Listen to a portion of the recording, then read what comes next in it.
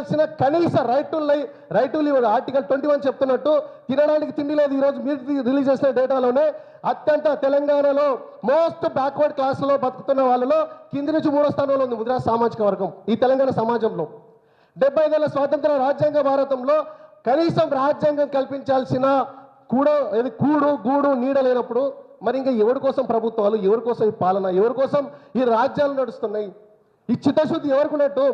So ఇట్లాంటి అనేక రకాలైన అంశాల మీద ఈరోజు పరిస్థితులు ఉన్నాయి. ఈరోజు అత్యధికంగా చైల్డ్ లేబర్స్ అయ్యే వాళ్ళు ప్రతి 100 మందిలో 80 మంది 80% ముదిరాజ్ సామాజిక వర్గానికి చెందిన వాళ్ళు ఉన్నారు.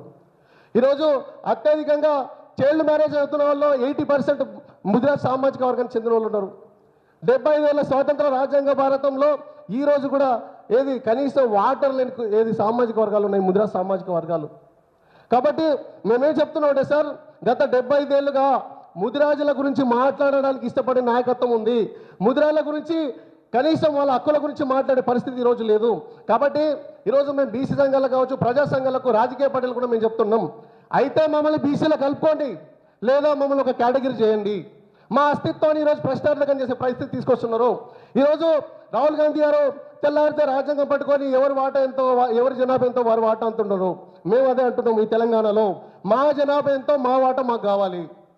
మా వాటా మీద, మాకు జరుగుతున్న అన్యాయం మీద ప్రభుత్వాలు, ప్రజా సంఘాలు, బీసీ సంఘాలు కూడా మాట్లాడాల్సిన అవసరం ఉంది. ఇది నాట్ ఓన్లీ ముదిరాజ్ సమస్య.